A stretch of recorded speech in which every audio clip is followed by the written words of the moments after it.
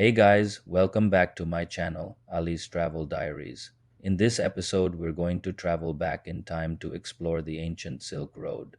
So sit tight and let's embark on this journey through history. If you're new here, hit that subscribe button so you never miss an exciting episode as we traverse the globe in search of adventure. We stumbled upon the remnants of an ancient world where empires rose and fell and cultures intertwined along the Silk Road. Our journey takes us back to a time when merchants braved perilous paths to exchange their wares and ideas, forever altering the course of human history. Join us as we uncover the secrets of this bygone era and learn how the Silk Road continues to shape our world today. And if you love to travel and learn about different cultures, don't forget to subscribe so you can join us on every exciting episode. The Silk Road was one of the most important trade routes in the ancient world. It connected the East and the West and facilitated the exchange of goods and ideas between these regions. This extensive network of trade routes primarily traversed across Central Asia. Today we will be discussing what was the Silk Road, why it was so important, how it worked, what were some of the key empires involved in its development, and how did it eventually decline. The term Silk Road actually refers to a series of trade routes rather than a single road. These routes connected various civilizations, including China, India, Persia, Arabia, Mesopotamia, and the Mediterranean region.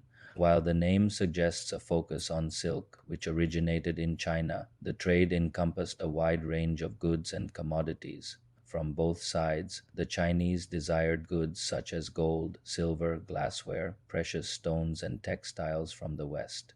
In exchange, they offered silk, tea, porcelain, spices, and ivory, among many other products. What made the Silk Road truly significant was its role in facilitating cultural exchange and diffusion, along with the exchange of goods. Ideas, religions, technology, and artistic styles traveled along these routes, influencing and shaping the societies it connected. For example, Buddhism spread from India to China largely due to the Silk Road facilitating the movement of monks and missionaries. Likewise, the exchange of scientific knowledge and inventions such as papermaking and gunpowder from China to the West also occurred through this network. The Silk Road had no fixed path but rather consisted of interconnected networks of roads, caravan routes, and sea routes. One of the primary routes started in eastern China, specifically in the ancient city of Xi'an, which was a prominent hub at that time. From Xi'an, the route led westward through rugged terrain, traversing the Gobi Desert and the Pamir Mountains along the way. Travelers would pass through oasis towns that offered respite from the harsh environment and provided essential supplies and accommodations. As they journeyed further west, they would encounter the Tarim Basin and the cities of Kashgar and Yarkand, which served as gateways to Central Asia. From here, the route continued through the Fergana Valley and the Tian Shan Mountains, eventually reaching the cities of Samarkand and Bukhara in present-day Uzbekistan. These cities were renowned for their scholarship and served as centers for trade and cultural exchange. The route then extended further west, passing through the cities of Herat and Balkh in Afghanistan before entering Persia or present-day Iran.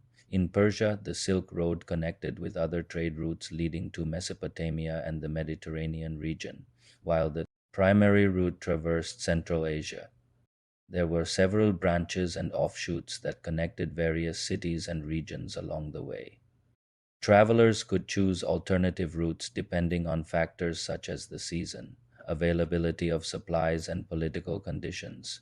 For example, some travelers may opt to utilize the northern route through Mongolia and the Tarim Basin, while others may prefer the southern route through Afghanistan and Iran. These alternative routes not only provided flexibility but also connected important cities such as Dunhuang, Kashgar, Samarkand, and Bukhara, which became prominent centers of trade and cultural exchange. During its heyday, the Silk Road thrived due to several contributing factors. Firstly, the desire for exotic goods such as Chinese silk in the West and precious metals and spices in the East fueled the demand for trade along these routes. Secondly, the relative stability and security provided by powerful empires such as the Han Dynasty.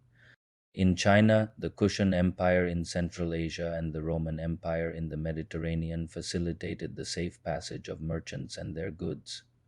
Additionally, the development of oasis settlements along the routes provided essential services and resources, making the arduous journeys more manageable. Lastly, the adoption of paper currency and standardized weights and measures promoted economic efficiency and trust among merchants from different regions. The significance of the Silk Road cannot be overstated. It served as a catalyst for cultural diffusion, spreading ideas and innovations across vast distances. For instance, the introduction of Buddhism to China and the exchange of scientific knowledge, such as papermaking and gunpowder, had profound impacts on the respective societies. Furthermore, the Silk Road contributed to the growth of cities along its routes, which became centers of trade, scholarship, and cultural exchange. Cities like Samarkand, Bukhara, Kashgar, and Xi'an flourished due to their strategic locations and the influx of merchants and travelers. The economic prosperity brought about by the Silk Road enriched these cities and made them prominent hubs of activity. The decline of the Silk Road can be attributed to several factors. Firstly, the emergence of maritime trade routes, particularly after the discovery of new sea routes to Asia, provided a faster and more efficient means of transporting goods. Secondly, the instability and fragmentation of the Eurasian landmass, including the collapse of the Mongol Empire and the rise of independent states, disrupted the once connected trade networks. Thirdly, the increasing control and closure of trade routes by various empires, such as the Ottoman Empire's restrictions on Chinese goods, limited access and contributed to the decline. Finally, the shift in European powers and the focus on colonial expansion, rather than overland trade, further diminished the importance of the Silk Road. However, the legacy of the Silk Road endures. It left an indelible mark on the cultural, economic, and historical landscape of the regions it connected.